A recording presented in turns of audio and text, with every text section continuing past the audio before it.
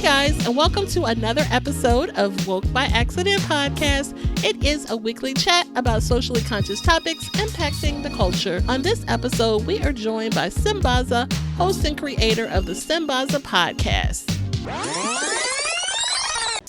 Huh? I'll challenge you one more. I'd like you to bring it to Kenya and throw in a little bit here and there. If you That might be come, something to look down the road, right? if you come with me, we can go to Kenya. I'm 100% open to taking my business or our organization to places in Africa. I feel like because I'm an Amadu, I would start in West, but I'm down for the East. I'm down for the South. I'm down for the North. Okay. I feel like I fit in everywhere I go because I really just want to be in proximity to people like the both of you who have a purpose and who have a mission. And if I'm feeling down, worst case scenario, I'm in proximity to people doing great things. So it's got to rub off on me somewhere. I love that. Yeah.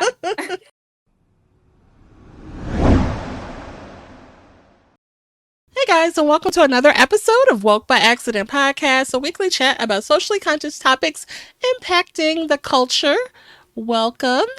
We are happy to have one of our most favorite co-hosts today, Sambaza, host and creator of the Sambaza Podcast. He is a 3-time nominee for the Best African Diasporan Podcast by the APVA, and he is from the Republic of Kenya in East Africa. He has been a presenter at the Afro's Audio Podcast Festival discussing Pan-Africanism, and he will be an ambassador and presenter at the 2024 Afro's Audio Podcast Festival. Hey, Sambaza. Hey, Jen, how you doing today? Pretty good. Good. Thank you. Hey, by the way, just before we have International Podcasting Day coming up next week on Monday. Yes. September 30th. All right. Make sure you celebrate it. Definitely. You have some exciting things going on with you for that, right? You'll be doing some international travels, right? Yes, I'll be doing some international travel. I should be at Baraza Media Lab hanging out with African podcasters, actually Kenyan podcasters. And hopefully we shall get to have some great conversations there and collaborations as well. Awesome. So safe travels to you on your way to the motherland. Right on. So yeah, excited to have a great episode for you guys. We appreciate you tuning into the content. Want to get into talking about making a difference in your community, and also want to talk about making a difference in regards to some information about homelessness and food insecurity, and how one lady has decided to do something about this in her community. And so we want to definitely bring that story to you and share about that. So this episode is for you if you definitely are interested in making an impact in your community and care about how you can give back in many different ways. So like we mentioned, we have a special guest, and our guest has decided to make a difference in her community, and she's going to share what her agency that she has created to help countless women and children in various stages of need. May it be a family who has recently found themselves unhoused, or a person re-entering society after incarceration. There are definitely avenues and opportunities with the agency that our guest has. So definitely excited to bring you that information. Before we get into that, we want to share some information, Sambaza. Yeah, actually, Jen, last night after we talked, I went in and looked at some stuff like definitions of food insecurity. Now, and some statistics as well. So with food insecurity, the USDA defines food insecurity as the lack of consistent access to enough food for an active, healthy life. What are food deserts? These are areas where residents have limited access to affordable and nutritious food, often due to the absence of grocery stores within a convenient traveling distance. Me living here, I think I've seen that happen, slightly, even though depending on where you shop, you'll see it. I also went to some statistics about food insecurity in the US, and it says that According to the Feeding America, more than 34 million people, including 9 million children, are faced with food insecurity in 2022. That's 2022. Mhm. Food deserts. USDA reports that approximately 19 million people in the US live in low income areas more than a mile from a supermarket. These areas are disproportionate. Okay, these areas disproportionately Mhm. affect minority and low-income families. And then I went on ahead to look at some things about the housing and urban development. So the Department of Housing and Urban Development (HUD or HUD) counted 653,104 homeless Americans in its annual point in time report, which measures homelessness across the US Mhm. on a single night each winter. There, this is a 12.1 increase for the same report in 2022. And these are USA. Give us those facts. Now, New York, Mhm. Vermont, and Oregon had the highest per capita rates of homelessness in 2023. Those are some troubling results. It is, and definitely want to touch on the food deserts. You know, we want to give the definition because a lot of people may not be familiar with that term, but it's definitely hits home in my city, St. Louis, and I think basically every probably metropolitan city may be familiar with that. I know we talked about it a little bit when we had Solana Patterson Ramos on, and that's kind of the work that she does in her city. Shout out to her, who was a guest recently on the show. But you have so many neighborhoods, like in my city, for example, where the closest place to buy some food is like the liquor store. There's not like a traditional supermarket, grocery store where you can buy fresh fruits and vegetables, and you literally have to result to whatever's in this liquor store to eat. And what's in there? A pack of noodles, you know what I'm saying?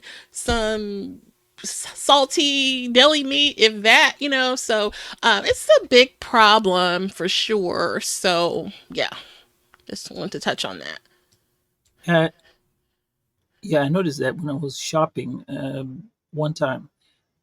When you go to these areas where predominantly black and predominantly white, we would Hmm. buy like juice, same kind, but the one we'd buy in our local area would be 100% pure juice. The other one was like an 85%, not even 85, 50%.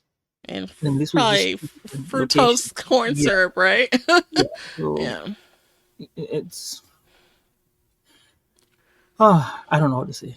Yeah, I It mean, it's not by accident that it's like this. It's definitely intentional, that they don't want, to put the additional grocery stores and things like that in the communities. But, we can get into a whole tangent on that. But just wanted to share, those numbers because it is significant to demonstrate how severe this problem is. So for someone to, in light of this kind of data, wanting to do something about it, I think that's super dope and definitely glad to hear more about it.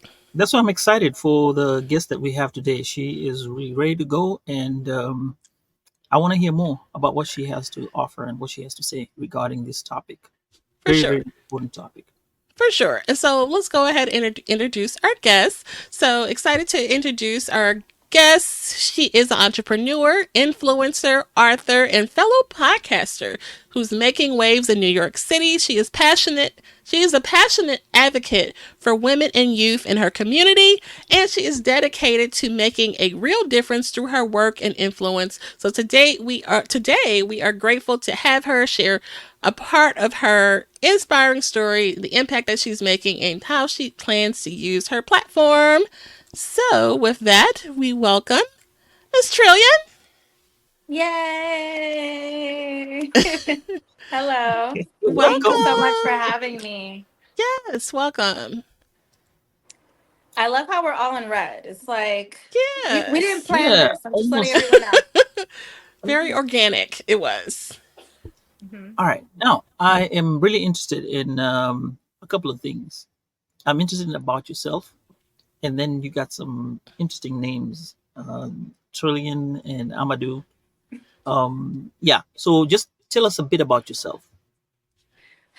So I don't know. I like to think of myself as Barbie. Like, you know, maybe you can't relate, Sambaza, but Jen, like Barbie can do anything, right? Mm-hmm. She's the president, she's a doctor, she's a lawyer, she's a homemaker, she is an engineer, she's a pilot. I just feel like I'm the kind of woman who can do anything that I set my mind to. And that's kind of the zone that I'm in.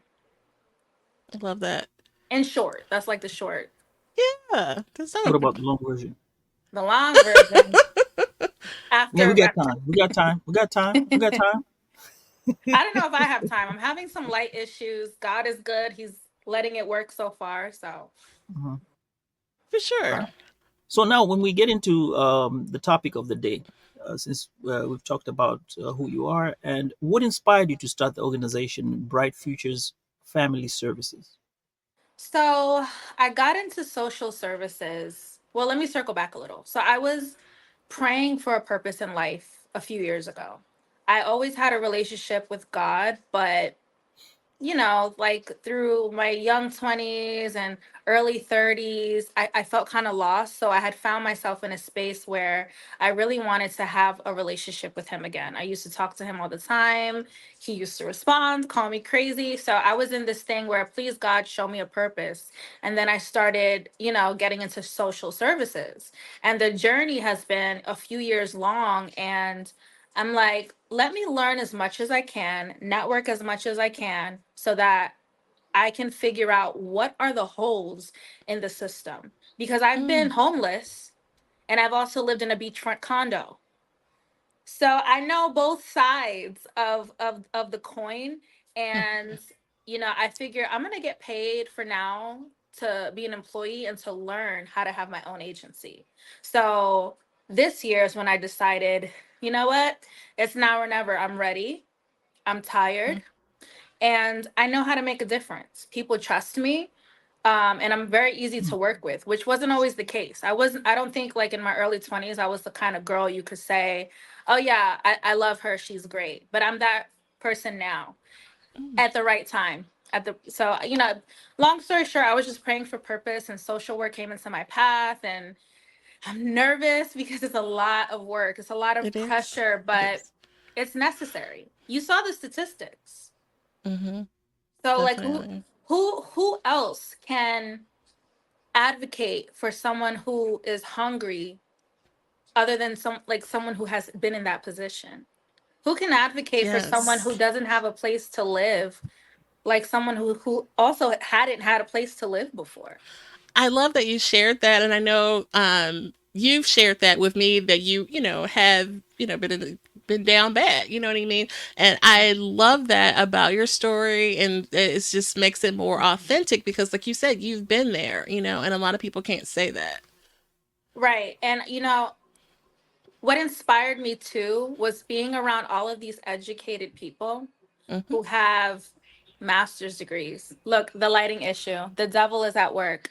They have master's degrees. They have Yeah. PhDs, and they're not that smart. And they're Hmm. not really helping the community. How I would. Let me see if I can change the brightness. I think this is as good as it's gonna get, but you can see me pretty good, right? Yeah, for sure. Absolutely. The devil is trying to stop my message, and that's another thing. Like when you believe in a higher power, you're gonna be tested. Hmm. I i'm ready, really light, stop playing with me. At the end of the day, I'm a New Yorker. Like, I'm gangster. But I'm surrounded by all of these people who, in my opinion, are not equipped to have the job that they have.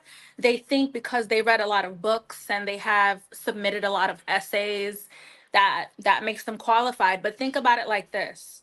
If you were a pulmonologist, you could prescribe me an asthma pump. But if you're a pulmonologist with asthma, how much more can you relate to me when I'm telling you, when I'm wheezing, I'm in pain, like I Hmm. can't breathe? That's just like a small example. So I found a lot of success with the community that I serve. A lot of people trust me, Hmm. and that just means everything to me. Okay. Yeah. Sambaza? Yeah. I'm curious about the start of the the start of the Bright Futures. Um, when you started it, how did you get the program in place? This is when you start, gathering people. Was it an easy feat? Registering the business, starting from uh, from an idea. You know, how did it work? Right. So I'm gonna speak for me.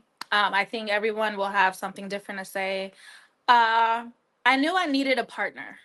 I knew I needed a partner. I had tried to do this while I was in a relationship, and I think romance and business sometimes don't mix. I found a great partner, a woman. We're not dating. We just want to, make the world a better place as much as we can. But all of the filing was pretty easy. This isn't my first business. I started my first business actually when I was in a shelter, and they were telling me that there were rules, and one of the rules was you needed a work letter to stay out at a certain time. And I'm like, Mhm. okay, I know this is a shelter and I need somewhere to sleep, but I'm a grown ass woman. This is like weird. So I Mhm. started my first business in a shelter.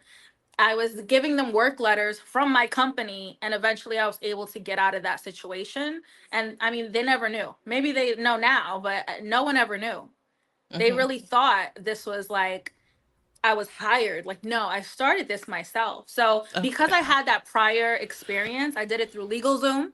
It was Okay. fairly easy.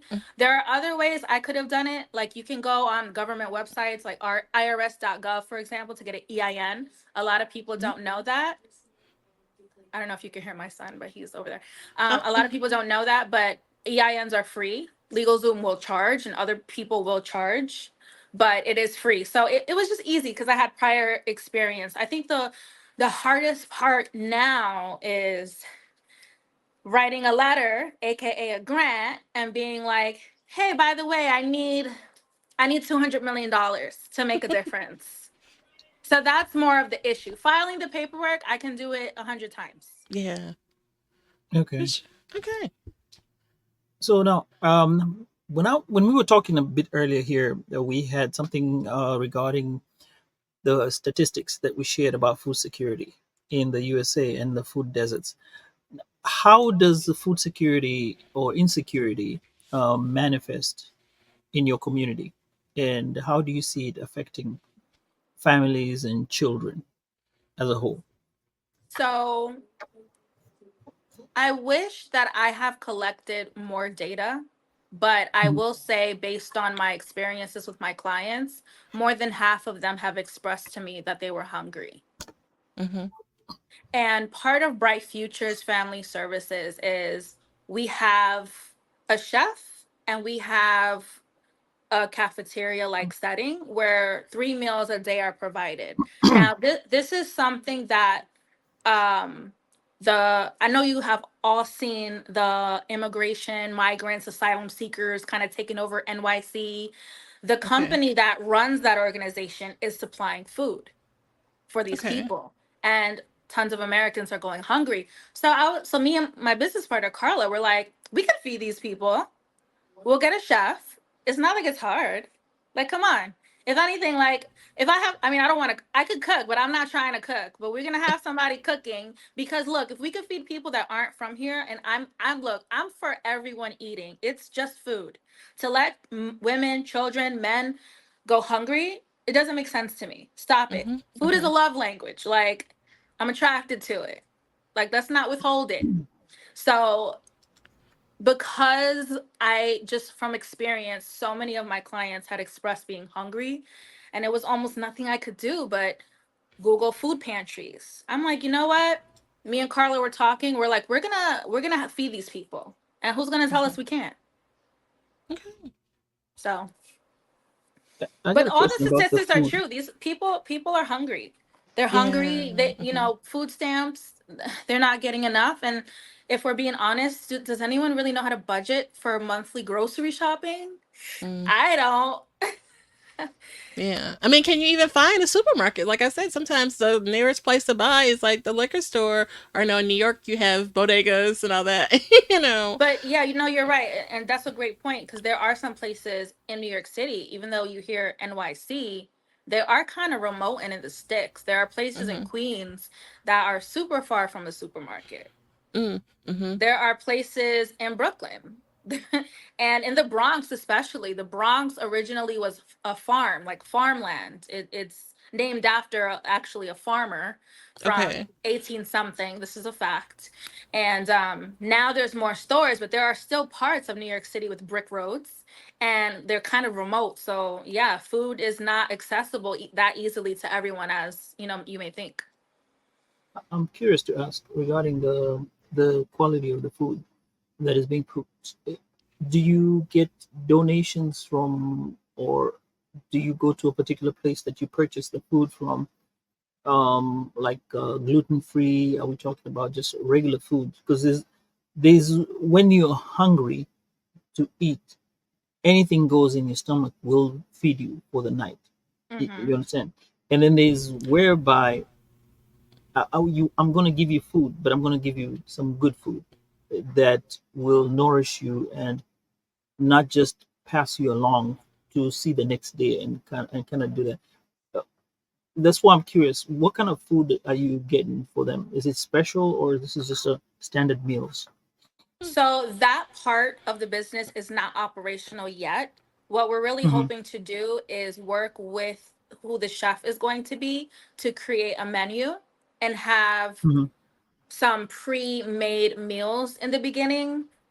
I just Hmm. don't want it to be where it's 7 a.m. It's a breakfast time and the person didn't show up. These are like the hiccups when you are first starting Mm-hmm. your business.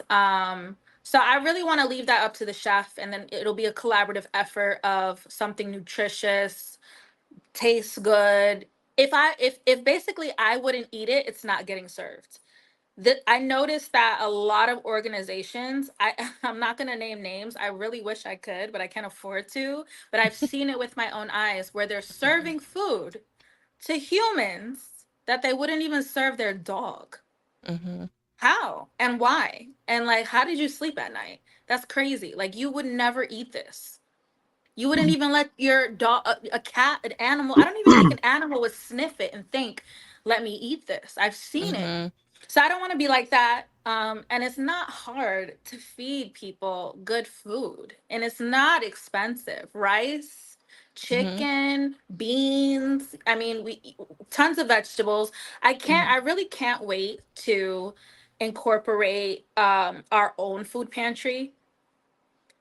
I did reach out to somebody that connection didn't work, but it's perfectly fine. But it will be nice when we get to see, kind of like in Top Chef, when they all run to Mm-hmm. the kitchen to Mm-hmm. grab all the fruits and they have this big pantry.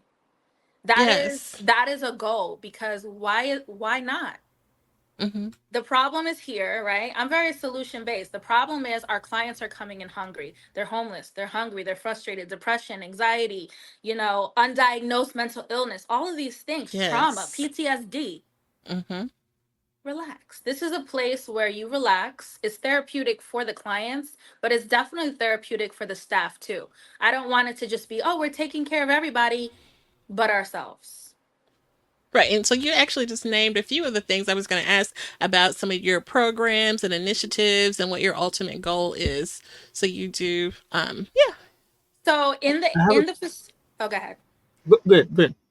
So in the facility, and I don't have it in front of me, Carla was more working on that because Mm-hmm. what I'm not great at, she's great at. What she's not great at, I'm great at. We make a great team. But she has a whole outline from the beginning of the day to the end of the day of activities for the guests. And it's not like we have 100 people yet. We want to start with about 25 families, single moms and kids, some women who have yet to be reunited with their children. Maybe they're coming out of jail, Mm-hmm. and we'll assess the severity of crimes.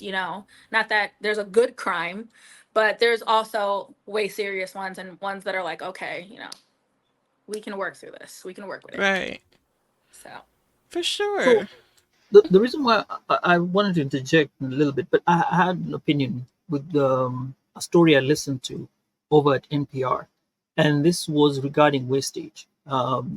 through the restaurant businesses. Most of the restaurant Mm. business, especially these gourmet restaurants, will, you know, waste a lot of food when it comes to how they prepare it. Now, a Mm-hmm. couple of restaurants have taken up on it and picked up food from those restaurants, like bananas that could be going bad.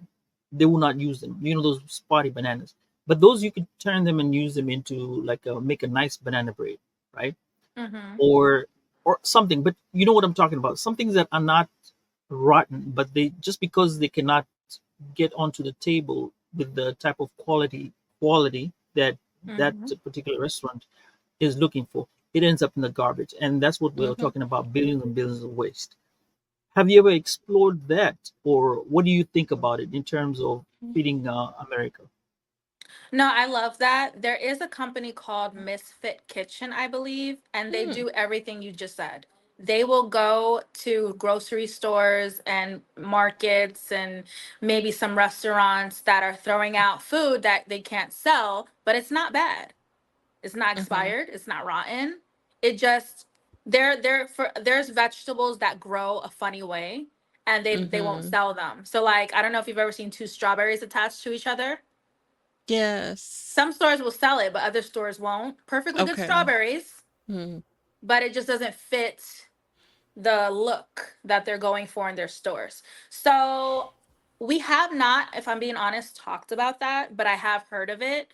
And I just think it's because we want to focus on having our own pantry, our own kitchen, just our Mhm. own stuff, one stop shop. Like if at some point we can do that, maybe collaborate with Misfit Kitchen, reach out to them when we're at that stage, totally. But as of now, we have not considered doing that. But I do love Okay. that, and there's other brands doing that Mhm. aside Because from the Misfit I Kitchen. do have an app I downloaded on the internet. I forgot what it was, but um, it gives you the restaurants around you that whenever there's something, or some stores, whenever they have something that they want to get rid of, the same concept, they'll ask you to go pick it up either for a Mm-hmm. discount Mm. or at a different price. But you have to be in the app in the area. For my area, it's always donuts. Some look it ask me to go pick up donuts, but I can't have donuts at this point in time. But it does work. So there's that app that they have for the local people that they can use around um, Nice. for food. Yeah. So that was what I had in mind, and I just wanted to kind of pick on your mindset regarding that type of food. Appreciate it. Mm-hmm. Mhm. Yeah, absolutely. You definitely made me think, huh, maybe I will speak about that with Carla. It might be something we can do before all of the vegetables and fruits grow in our pantry. But as of now, it's not on the menu. Just right now, it's not on the menu yet. Maybe Okay. next time when you come back, you'll tell us you've added it onto the menu. Oh yeah, we'll see. I'll let you know.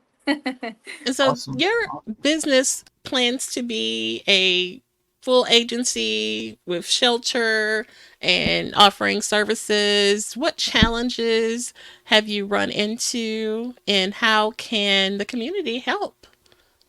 So far, the only challenges that I feel me and my partner have faced are more like the outside attack. Have you ever been in a space where you're like, okay, this is it. This is what I'm going to do. I'm going to stay focused. I know I have to make sacrifices. And maybe you're in your car, bam, you get a flat tire. Then you get a ticket. Then it starts raining. Then your phone dies. Like that has been the hardest, the outside noise and the things that are trying to get us to give up and think that it's too hard, because it really hasn't been. It's just a matter of kind of like being patient. You got to wait for a certain document to go through. I have to wait for the government to approve this. So is it hard to wait in that sense? It's been hard to wait. I want it now. I do, but I respect the process because if it's God's timing, not True. mine. True. Not Carla's. It's God's timing. So Definitely. Definitely.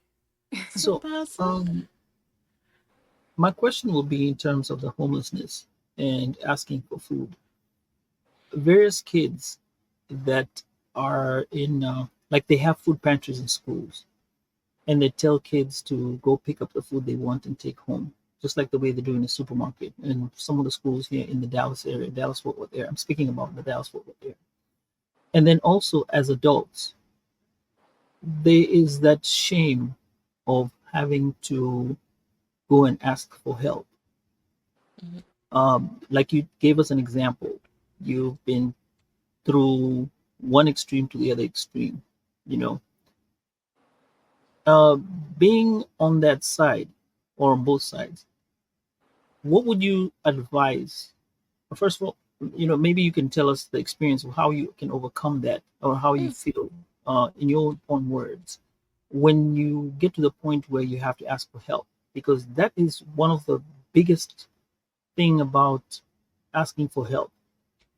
Then coming to the realization that, yeah, there are people who are out there to help you, but then again you have to maintain this living with the Joneses, so with the Mm-hmm. kids, and kids are really brutal when it comes to making fun of other kids, Mm-hmm. oh, in terms of their welfare. What advice would you give people who are out there that are homeless and suffering and cannot go out there and ask for help in terms of food and all this? uh, You, Go ahead and share mhm, this. I, it's tough. It's tough because you have to put your pride aside, and you mhm, have to realize, and it's not something that's going to come overnight for everyone. It took me years, and even every now and then somebody bothers me, and I have to realize, is there anything about that person's life I want? mhm, Because somebody who is a good person inside, somebody who wants to help me, is never going to kick me when I'm down. Somebody that wants to kick me when I'm down is the real loser. Okay, is the real person that who should be embarrassed. And it takes time to realize that, because you could have a Lamborghini, and you know what people are going to say about you, but you don't have a plane. Excuse me? You know how much a Lamborghini costs? And you're like, I don't have a plane? Then when you get a plane, well, you don't have two planes. What? Like, do you know how much a plane? Like, you people have to realize, whoever is talking ish about you is such a loser, will never be happy with themselves, has absolutely nothing to offer society, nothing to offer you, nothing to offer their family, and in 10 years they're not going to be shit. Like, and then but it's so easy for me to say it because mhm. I know, but other people who feel that way don't know yet. And it sucks because literally, if I look at you and I'm judging you because of your shirt and your shoes, as if Mark Zuckerberg knows how to dress. Are you kidding me? Like, he's a billionaire. Like, I don't know who you are. I don't know what you have. It's projection. You've It people is. people in that position who are feeling down on themselves and feel like too prideful to ask for help. Mhm. You got to know that anyone who has something bad to say about you is a loser, not you. You're not the loser. You're actually quite brave, and you're a hero for, like, admitting you needed help. It is hard, but It hopefully is. whoever's seeing this is going to get there, because honestly, keeping up with the Joneses, did we ever really verify that the Joneses had anything? Realistically, did we realistically see if, like, half that shit wasn't stolen? Like, who do you want to be? You want to be like someone who you don't know, or do you want to be like the future version of yourself that you can see? So Okay. it takes a while to get there, and I really wish people would get there quick, because the quicker you get there, the better you'll feel about yourself. But it's a Mm. process. It is. And it's really mindset. You know what I mean? Like you said, it really is mindset. We've talked about this, many shows ago, that mindset that you have, when you're getting up in the morning, how your day is going to go. You know what I mean? If you feel like whatever's going on in your life is going to overcome, then that's how it is. You know what I mean? But you have to kind of be the CEO of your life and, make a, change. Where you are right now is not where you're going to be forever. So you Mm-hmm. can get out of that. And it may take you going down to the shelter and getting some help. You know what I mean? And it is hard to ask for help. You know, I think everybody has experienced that feeling of like not wanting to ask for help, whether it's, for school or, you was hungry or whatever Yeah. it was. Jen, and right now my hand is out. I ain't got it. You got it. You got it. You got Look, it. I ain't got it. I ain't got it. I need help. I need help. Yes.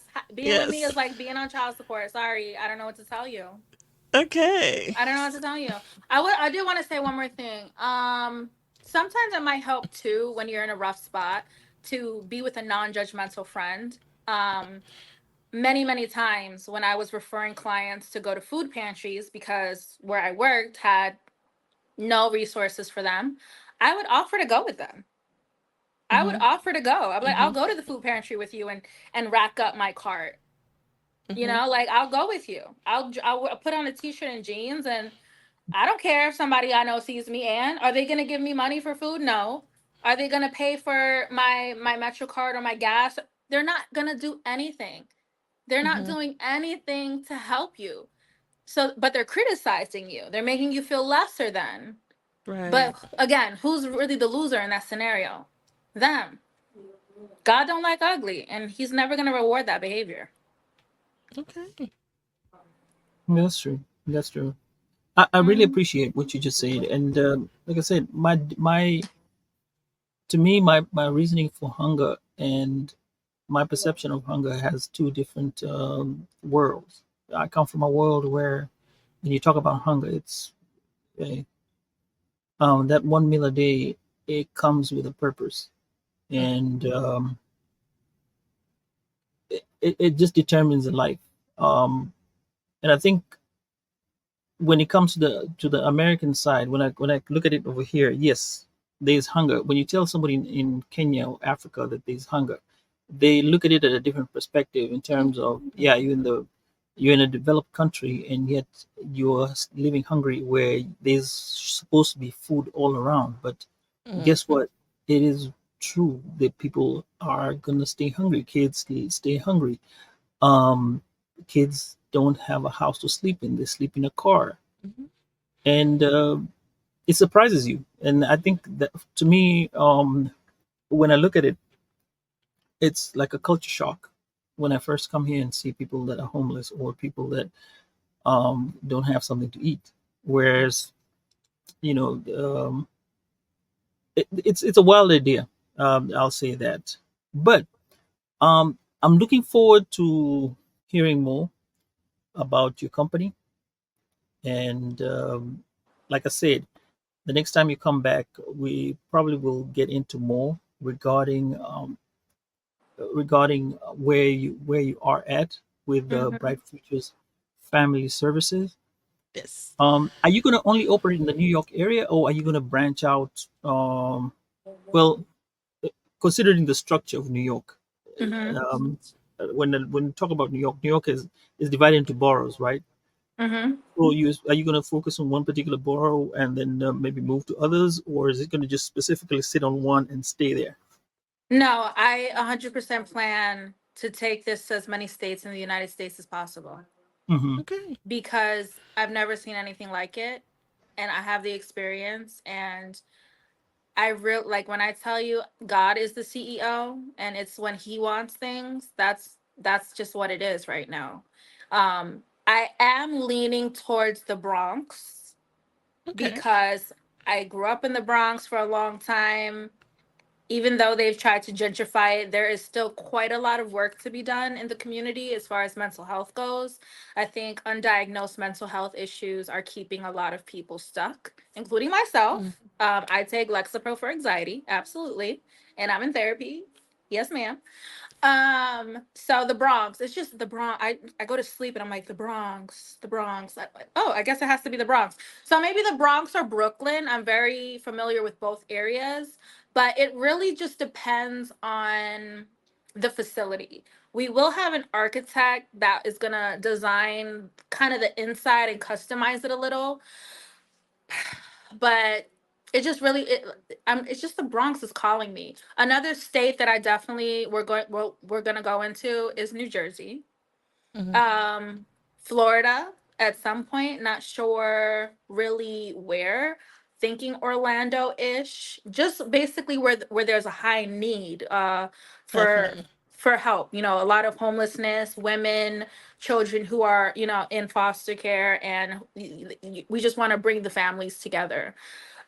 So we have to do a little bit of research and do the stats with that. I have to get in touch. I do have some connects to these states that I named. So I anticipate it won't be a lot of red tape getting into it. I used to live in Jersey. One of my best friends is a realtor there. She knows everybody. She knows everything I have going on. And then my mom's in Florida. She's a teacher in education.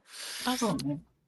So yeah, we definitely want to go where there's a need and try. The premise really is to change how people think of themselves, so that when Hmm. they go out into the world, they're easier to deal with, and that person also receives the world better. Okay. Because it's about perception. When before I leave my house, I'm like, all right, I'm safe. I'm have a good day. God is good. But not everyone does that. So Hmm. we're Hmm. we're just trying to change as many mindsets as we can. I Pretty love that. much. Yeah. Yes. I'll challenge you one Awesome. more. Huh? I'll challenge you one more. I'd like you to bring it to Kenya and throw in a little bit here and there. If you That might be come something to look down the road, right? if you come with me, we can go to Kenya. I'm 100% open to taking my business or our organization to places in Africa. I feel like because I'm an Amadu, I would start in West, but I'm down for the East. I'm down for the South. I'm down for the North. I I Okay. feel like I fit in everywhere I go because I really just want to be in proximity to people like the both of you who have a purpose and who have a mission. And if I'm feeling down, worst case scenario, I'm in proximity to people doing great things. So it's got to rub off Okay. on me somewhere. I love that. Yeah. All right. So with that, I'd like you to share information of how listeners can connect. Maybe you can get sponsors to your organization and support your initiatives, and to get more information about your work. We're talking about websites, social media connects, links, anything that you have out there. This is your time. Please give us as much as we can so we can get at you. Thank you. Yes. So, just how you see my name typed is you could find me on Instagram. Um, excuse me. I'm also on LinkedIn, Alysia Amadu, Twitter, Alysia Amadu, keeping it real simple. Easy, just Google. You'll see my divorce if you Google me, but don't worry about that. That was necessary. But you'll see other great things. What else? My website is brightfuturesfamilyservices.org.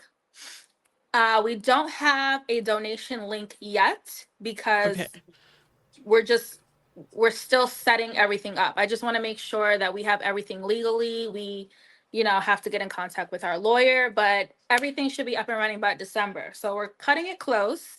But for now, you can follow me. If I'm being honest, I don't post a lot. I feel like the more successful I'm trying to become, the less I want to be on social media. Okay. I just don't want anyone to know. Cause I'm So like who's the this. I face ain't got it. behind your business? Sorry, can you repeat that? Or who's the face behind the business? So Who's it's the me. face in front of the business? Sorry, you are the face behind the business. Who's the face in front of the business? So the community, the people. Okay. At some point, the website is going to reflect all of the work that we do in the community. We want to be really open, honest, transparent. Like if I have to post a bank statement of a receipt from for a company car or from something we funded, I'll do it because I've worked for nonprofits before, so I know how they Hmm. work. It's a little sneaky. Hmm. I don't want to be like that. This isn't for everyone to get a deal, be rich, and we have employees who can barely eat themselves and are eating out of our pantry. Like, that's crazy. Right. This is we're a stepping stone. This is meant for you to launch, for your future to be bright, the bright future, like the future. Think about your future. You know, I've hosted, what do you like, parent support groups, and part of those groups I would ask people how they felt about certain words, like beautiful, handsome, and a lot of people were uncomfortable being Mm-hmm. called nice words. There's a lot of work to be done. Mm-hmm. And everyone can definitely follow me. I'm on this great journey. I would love to connect with people. We're definitely hiring, not right away, but we've gotten a few resumes, looking to hire soon. Again, Okay. December-ish, January is when things will be up and running and people are, can get paid, start their caseloads, help the community, and change people's lives, including their own families. So Mm, Awesome. it's exciting. mm, I like that. Yes, so we will definitely have those links posted, and you can connect with Trillion directly or Alysia, and pour into her as she is on a mission. And we definitely want to support her efforts Yes, thank you so much. for sure. Okay. Any additional thoughts, Sambaza?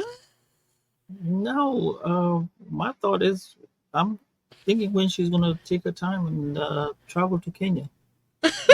Listen, Sambaza, don't tell me something and not follow through. I'm big on following through. I will go to Kenya. I don't speak So any of that.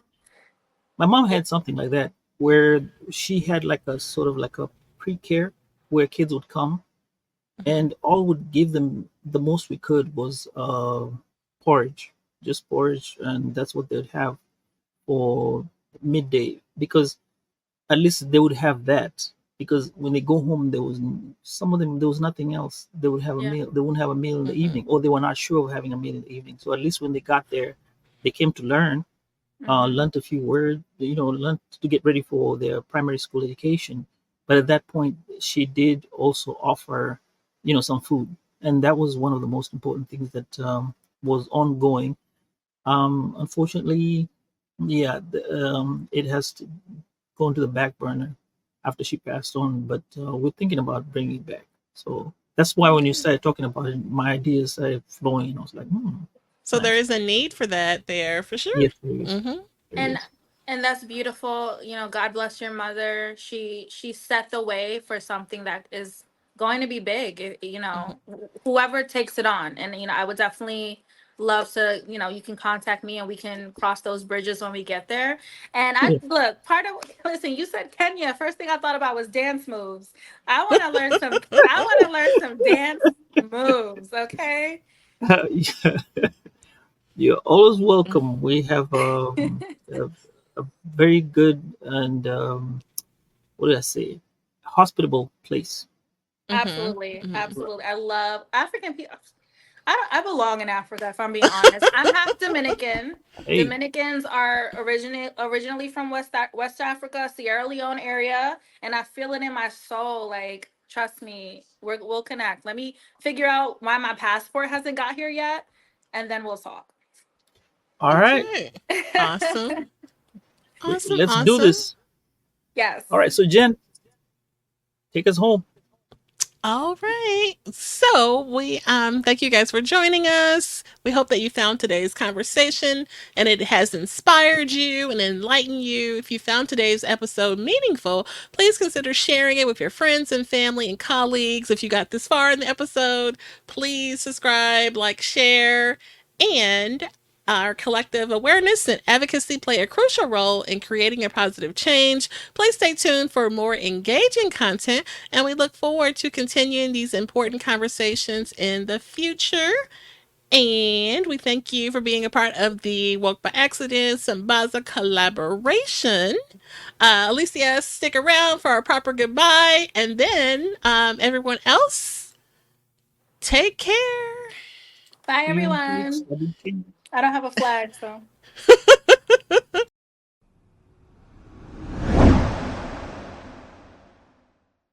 At this time, we're going to go ahead and conclude the episode. We greatly appreciate you listening. We invite you to follow us on social media. On Instagram, it is Woke by Accident Podcast. On Twitter, it is Woke by. On Facebook, it is Woke by Accident Podcast. We also have the new website up, www.wokebyaccident.net. Please check us out. And also follow us on all of your favorite streaming platforms. And please leave a review and share feedback. You can also reach out by Gmail, wokebyaccident@gmail.com. And every time you listen, we appreciate it so much. Thank you for listening and take care.